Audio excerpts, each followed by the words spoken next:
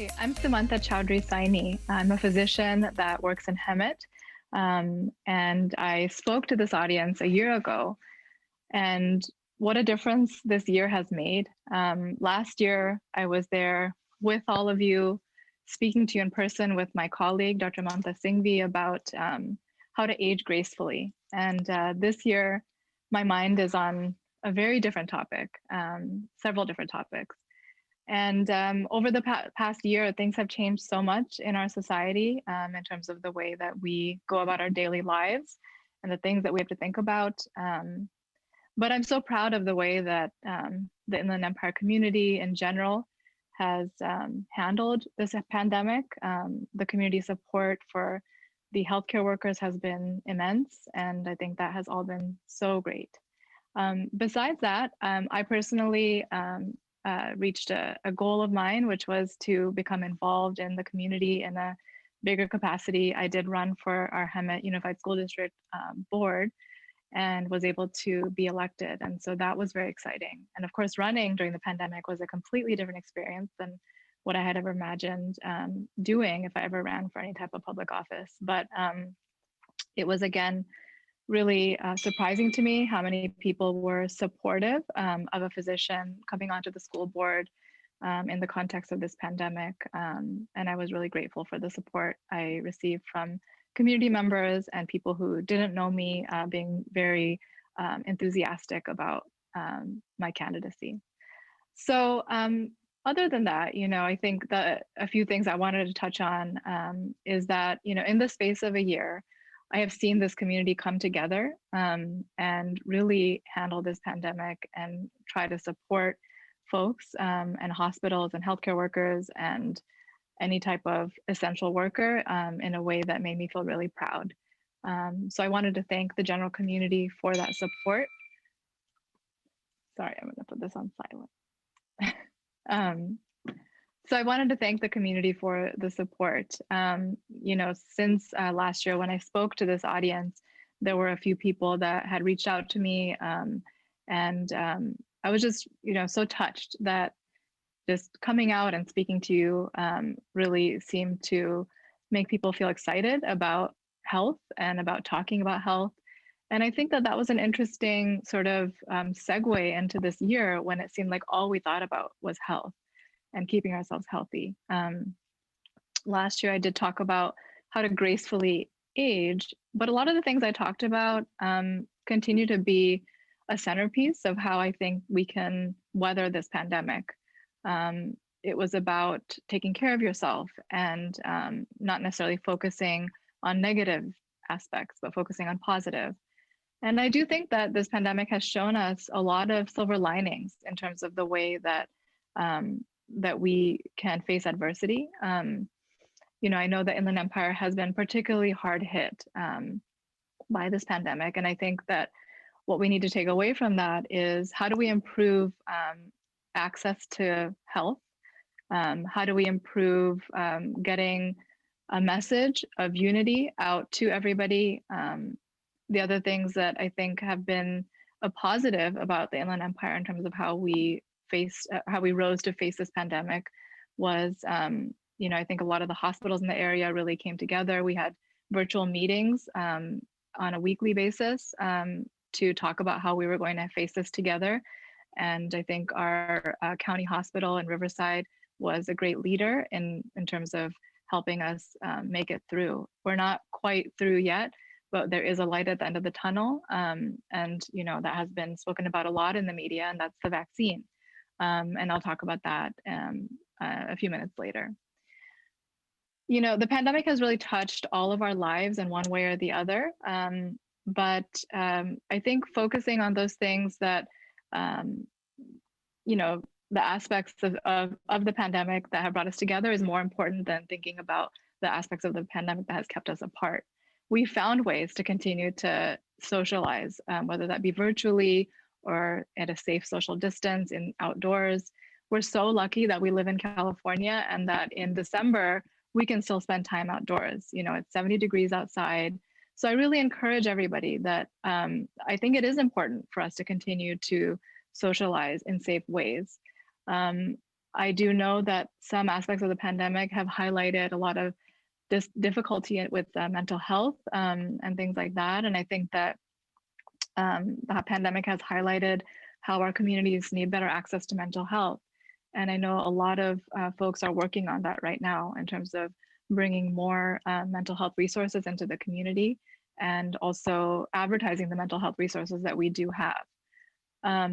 But I think one of the main things that we can do to combat depression and isolation is to continue to try to see other people in a safe way.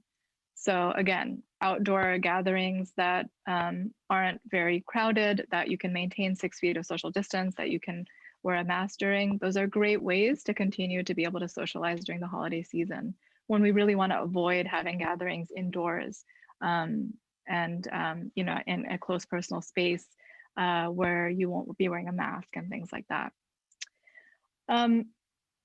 In terms of, the community's ability to continue to hold COVID at bay, I think it's really important that we don't overwhelm our hospitals. So those big gatherings, the family gatherings where there might be a lot of spread are probably not the best idea. But again, outdoors is good. I've been very proud in Hemet of the way the city has come together to ensure that, facilities like skilled nursing facilities and hospitals and other office practices have enough resources to handle continuing to see patients. And it's because of that that I think we should all be aware that our hospitals are still able to care for patients that don't have COVID. And it is a safe environment for patients who are experiencing things like chest pain, are concerned about stroke, are concerned about maybe developing some type of cancer, or at least getting screened for cancer. You don't have to be afraid to continue to engage in coming to your doctor or coming to the hospital if you need to. And I really want to stress that because I do think that a lot of people have avoided coming to the hospitals because they think that they might get COVID. And we're doing everything we can in the hospitals to prevent that. And as each day goes on, I think those defenses are getting stronger and stronger. So please don't avoid coming to the hospital if you do need to come to the hospital. You might have heard concerns in the media that the hospitals are overwhelmed and that we don't have enough capacity to see patients. But I definitely want everyone to know, don't take that as a message that you shouldn't come to the hospital if you need help. Certainly we have been challenged, but again, I do think that all the hospitals have come together. We're trying to work together to handle the pandemic in a smooth and safe way as possible. The last thing I wanted to say is that, as we look forward to the new year, I think that we can look forward now, we can say confidently, to a vaccine coming.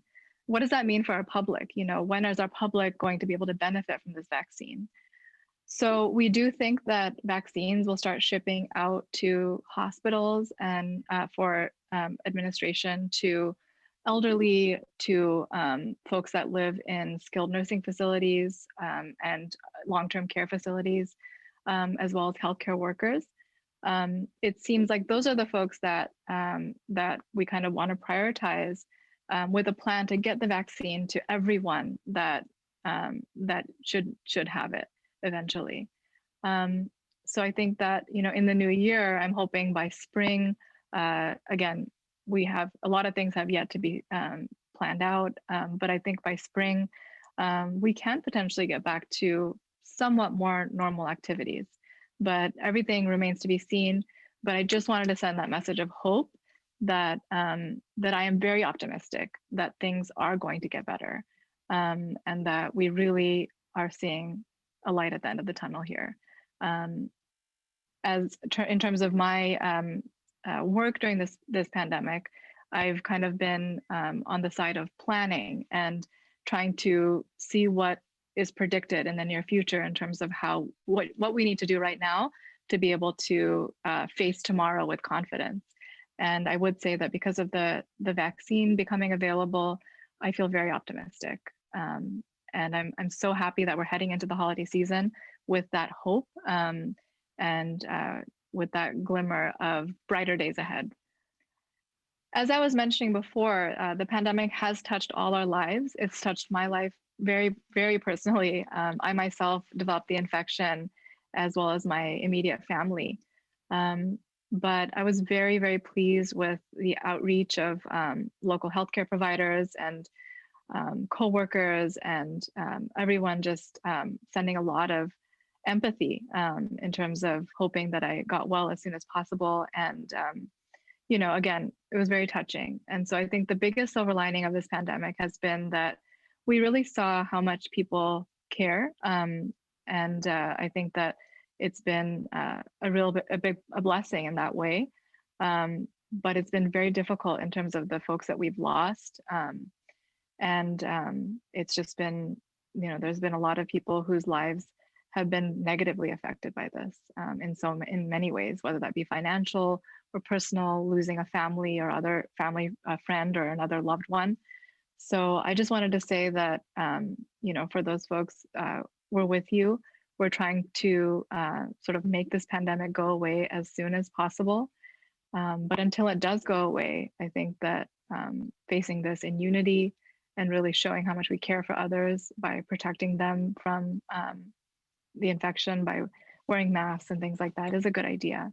And just remember that even if you don't think that you might be affected or infected, it's still a good idea to follow the recommendations of our public health partners and continue to wash our hands, continue to maintain social distance, and continue to wear masks until we can no longer do so. But I do think that time is coming.